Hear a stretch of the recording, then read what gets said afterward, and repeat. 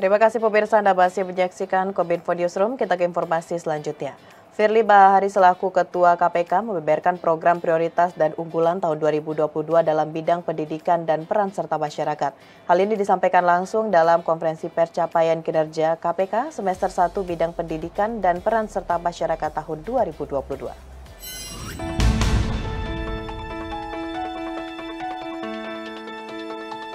Ketua Komisi Pemberantasan Korupsi, Firly Bahuri, mengumumkan program prioritas dan unggulan tahun 2022 dalam bidang pendidikan dan peran serta masyarakat.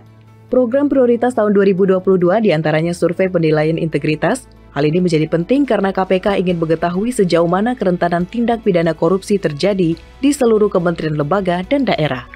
Selanjutnya, Strategi Nasional Pencegahan Korupsi atau Stranas PK. Maka KPK diberikan mandat untuk melakukan monitoring atau implementasi dan pelaksanaan seluruh program yang ada di dalam Stranas PK. Terakhir, KPK terus mengembangkan sistem perkara terpadu melalui teknologi informasi. Selain program prioritas, KPK juga menjalankan program unggulan dalam upaya menghentikan praktik-praktik korupsi, baik terjadi di pemerintah pusat sampai daerah, yaitu penanaman nilai integritas dalam penyelenggaraan tugas negara melalui program penguatan anti korupsi untuk penyelenggaraan negara berintegritas, membangun Indonesia bebas korupsi dari desa, membangun partai politik berintegritas melalui program politik cerdas berintegritas terpadu 2022, mengedepankan tata kelola partai politik dan menindaklanjuti hasil SPI tahun 2021. Di akhir saya ingin sampaikan pada rekan-rekan semua, KPK tidak pernah lelah, tidak pernah pasrah. KPK tetap berkomitmen untuk melakukan pemberantasan korupsi dengan cara pendidikan masyarakat, serta meningkatkan peran serta masyarakat, pencegahan tidak korupsi dengan perbaikan sistem, dan melakukan tindakan tegas terhadap para pelaku korupsi. Bantu kami, dukung kami, sukses semuanya. Indonesia hebat adalah Indonesia yang bebas dari korupsi. Indonesia bebas korupsi adalah semua cita-cita dan keinginan lebih dari 277 juta jiwa anak bangsa Indonesia. Pemirsa, dalam memperkuat kerjasama pencegahan terorisme di media sosial, Deputi Bidang Kerjasama Internasional BNPT Andika Krisnayudanto mengatakan, BNPT telah melakukan beberapa langkah diantaranya kontra narasi, meningkatkan literasi media masyarakat, menyediakan informasi edukatif, serta bersinergi dengan semua komponen negara.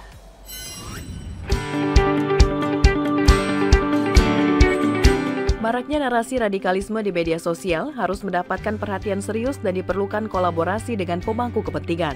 Oleh karena itu, Indonesia dan Australia memperkuat kerjasama pencegahan ekstremisme terorisme di media sosial dengan melakukan pertemuan yang bertema Strategic Dialogue on Preventing and Countering Violent Extremism. Pertemuan ini membahas mengenai pentingnya kerjasama Indonesia dan Australia dalam pencegahan dan penanggulangan ekstremisme berbasis kekerasan yang mengarah pada terorisme dan penanggulangan radikalisme di media sosial.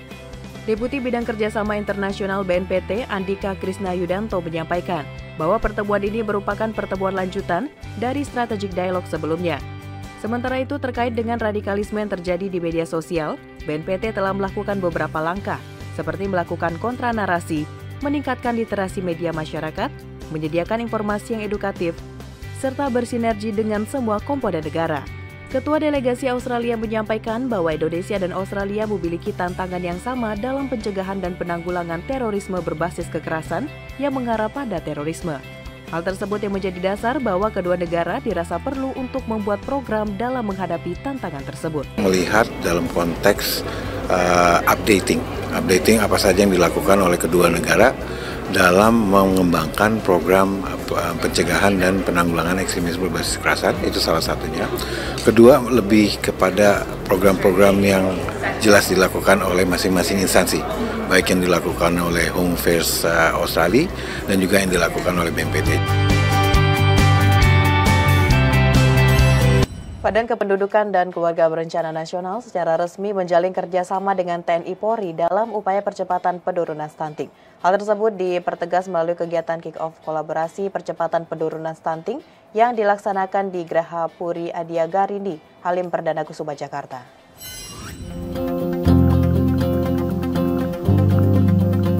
Badan Kependudukan dan Keluarga Berencana Nasional atau BKKBN berkolaborasi dengan TNI Polri dalam upaya percepatan penurunan stunting di Indonesia guna membangun anak bangsa yang berkualitas. Kepala BKKBN Hasto Wardoyo menyatakan adanya kolaborasi dengan TNI Polri adalah langkah strategis dalam mempercepat penurunan stunting. Kerjasama berbagai sektor harus terus dijalani agar tidak terjadi lagi kelahiran bayi stunting baru. Kami sampaikan bahwa hari ini angka stunting 24,4%. Dan setiap tahun di Indonesia ada 4,8 juta ibu hamil dan melahirkan. Sehingga praktis hampir 1,2 juta stunting lahir setiap tahun apabila kita tidak melakukan apa-apa terhadap peristiwa kehamilan dan persalinan ini.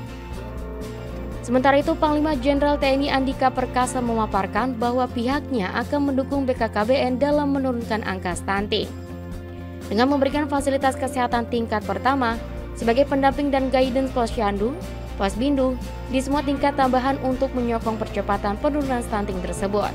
Dalam kolaborasi tersebut telah dilakukan penandatanganan nota kesepahaman yang mengatur kegiatan BKKBN dengan TNI Polri dalam upaya untuk mengadvokasi, komunikasi, informasi dan edukasi, serta perluasan akses dan peningkatan kualitas pelayanan keluarga berencana hingga kesehatan reproduksi dalam program percepatan penurunan stunting.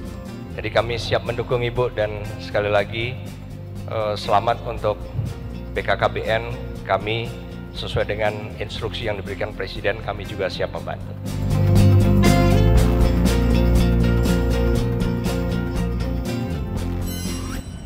Badan Riset Inovasi Nasional turut mendukung kedaulatan pangan dan energi aktivitas riset berbagai inovasi untuk membantu menyelesaikan masalah nasional, khususnya pangan dan energi. Kepala Badan Riset dan Inovasi Nasional Laksana Tri Handoko mengatakan, Indonesia saat ini telah memperkuat riset dan inovasi untuk kedaulatan pangan, energi, dan kesehatan. Oleh karenanya, salah satu prioritas utama BRIN adalah melakukan riset dan menghasilkan teknologi juga inovasi untuk mendorong Indonesia mencapai kedaulatan pangan dan energi. Riset dan inovasi tersebut meliputi topik antara lain peningkatan produktivitas pangan, pengembangan varietas unggul, peningkatan nilai tambah produk pangan, serta pencarian dan pemanfaatan bahan lokal alam Indonesia untuk kepentingan kesehatan dan pembuatan obat-obatan. Selain itu, Handoko juga mengatakan kedaulatan energi termasuk salah satu fokus utama BRIN untuk jangka pendek sampai dengan 2024. Pandemi dan juga krisis ini mengajarkan pada kita agar kita selalu siap untuk. Jadi kalau dibalik dibalik bencana ya, dibalik masalah itu selalu ada kesempatan kan, gitu. Jadi kita tidak hanya siap untuk menghadapi masalah ya, apakah itu seperti pandemi saat ini maupun 2 tahun terakhir ini, maupun masalah terkait fluktuasi harga ya, pangan dan energi, pasokan pangan dan energi global ya akibat krisis Rusia Ukraina, tetapi juga bagaimana kita bisa mengambil kesempatan.